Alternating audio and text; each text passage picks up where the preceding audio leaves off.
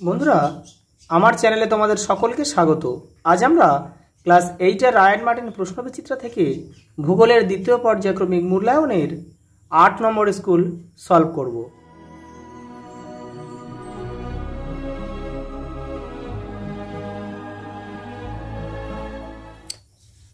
নির্মল হৃদয় আশ্রম CC high school boys.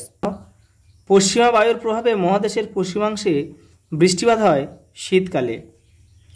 বজ্রমেঘ বলা হয় cumulonimbus মেঘকে। সীমান্ত এর সৃষ্টি হয় ক্রান্তীয় ঘূর্ণবাদজনিত বৃষ্টিপাতে। বিশ্বের বৃহত্তম নদী উপত্যকা পরিকল্পনা গড়ে উঠেছে টেনেসি নদীর উপর। দক্ষিণ আমেরিকার কর্ডোবা অঞ্চল দুগ্ধ শিল্পের জন্য বিখ্যাত।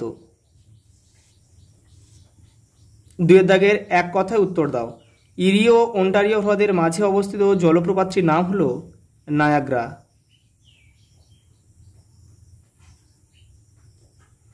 পৃথিবীর উচ্চতম হ্রদটির নাম টিটিকাকা।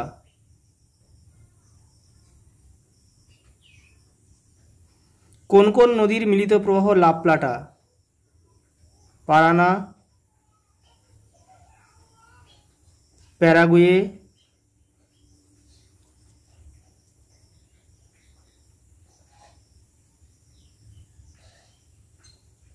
আর হচ্ছে উরুগুয়ে।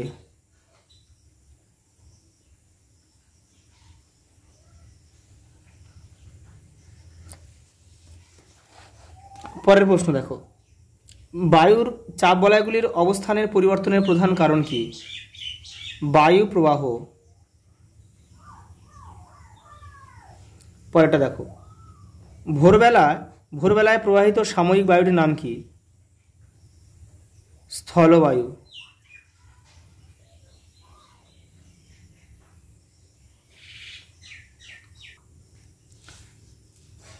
শূন্যস্থান পূরণ করো। হাডসন উপসাগরকে বেষ্টন করে আছে কানাডীয় শিল্ড অঞ্চল।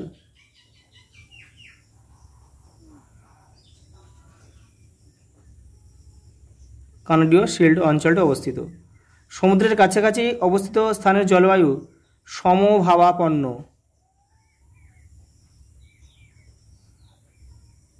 প্রকৃতির হয়। বলছে কি কারণে স্থলভাগের উপর দিয়ে প্রবাহিত বায়ুর গতিবেগ হ্রাস হয়? বাধা।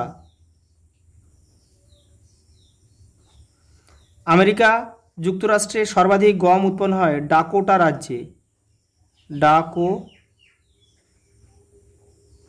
ডাকোটা রাজ্যে।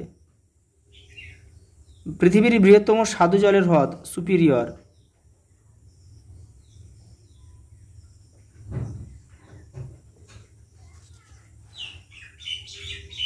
পরেরটা সত্য মিথ্যা। পৃথিবীর দীর্ঘতম পর্বত হলো হিমালয়। মিথ্যা। এটা আন্দিজ পর্বতমালা হবে। পৃথিবীর উচ্চতম জলপ্রপাত হলো ভিক্টোরিয়া। এটাও মিথ্যা, এটা অ্যাঞ্জেল হবে। দক্ষিণ আমেরিকার ওরিনোকো নদীর মোহনায় বদ্বীপ সৃষ্টি হয়নি। এটাও মিথ্যা, বদ্বীপ সৃষ্টি হয়েছে।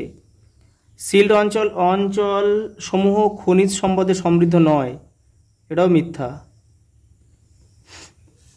পশ্চিমা বায়ুর গতিপথে আইটিসিজেড সৃষ্টি হয়েছে। এটাও মিথ্যা, আয়ন বায়ুর গতিপথে হবে। পরের প্রশ্ন দেখে নাও।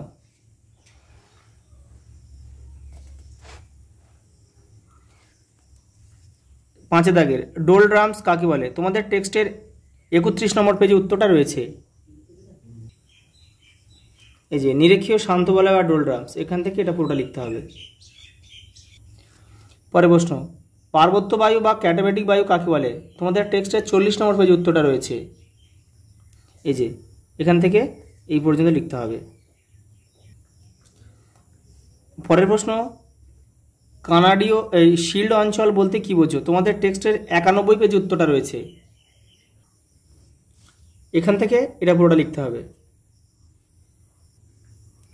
পরের প্রশ্ন, মান 3-এর নিরক্ষীয় অঞ্চলে নিম্নচাপ সৃষ্টির কারণগুলি উল্লেখ করো। তোমাদের টেক্সটের 30 নম্বর পেজে পাবে এটা। এই যে 1, 2, 3 এই 3টে কারণ লিখলে হয়ে যাবে। পরের প্রশ্ন, পর্বতের অবস্থান কিভাবে জলবায়ুর উপর প্রভাব বিস্তার করে তা উদাহরণ সহ লেখো। তোমাদের টেক্সটের 85 নম্বর পেজে পাবে উত্তরটা। এই যে দেখে নাও, এই যে পর্বতের অবস্থান, এই হলুদ বক্সটা, এটা পুরোটা লিখতে হবে। সেলভা অরণ্যের বৈশিষ্ট্যগুলি লেখো।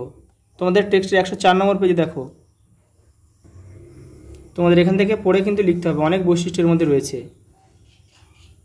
পরের প্রশ্ন, তুন্দ্রা জলবায়ুর বৈশিষ্ট্যগুলি উল্লেখ করো। তোমাদের টেক্সটের 61 নম্বর পেজে উত্তরটা রয়েছে। এই যে তুন্দ্রা জলবায়ু, এই যে বৈশিষ্ট্য এখানে রয়েছে, এখান থেকে তোমাদের লিখতে হবে, এখান থেকে পড়ে তোমাদের লিখতে হবে। পরের প্রশ্ন দেখো, চিত্রসহ বিভিন্ন প্রকার বৃষ্টিপাত সম্পর্কে আলোচনা করো। তোমাদের টেক্সটের 46, 47, 48 নম্বর পেজে উত্তরগুলো রয়েছে। এই যে এখানে রয়েছে পরিচলন বৃষ্টিপাত, এখান থেকে লিখে এই ছবিটা দিতে হবে। এবারে রয়েছে শৈলক্ষেপ বৃষ্টিপাত, এখান থেকে প্রথম স্ট্যান্ডারটা লিখে এই ছবিটা দিতে হবে। আর এপারে রয়েছে ঘূর্ণ বৃষ্টিপাত, এই যে ছবি রয়েছে। চাপ বলয়ের সঙ্গে সম্পর্কযুক্ত আয়নবায়ু ও পশ্চিমা বায়ু সম্পর্কে চিত্রসহ আলোচনা করো। দেখে নাও, তোমাদের টেক্সটের 34 এবং 35 নম্বর পেজে উত্তরটা রয়েছে। এই যে প্রথমে আয়নবায়ু, এটা এখান থেকে এই পর্যন্ত লিখতে হবে। তারপরে এই যে পশ্চিমা বায়ু রয়েছে, এখান থেকে এটা লিখতে হবে, লিখে এই যে ছবিটা রয়েছে, এই ছবিটা তোমাদের দিতে হবে। পরের প্রশ্ন, যুক্তরাষ্ট্রের হ্রদ অঞ্চলের কৃষি উন্নতির কারণগুলি আলোচনা করো। দেখে নাও, তোমাদের টেক্সটের 90 নম্বর পেজে উত্তরটা রয়েছে। এই যে কৃষি উন্নতির কারণ, এটা পুরোটা লিখতে হবে, এই পয়েন্টগুলো বক্সের মধ্যে পয়েন্টগুলো সব কটাই দিতে হবে। পরের প্রশ্ন, কানাডা কাগজ শিল্পে উন্নত কেন?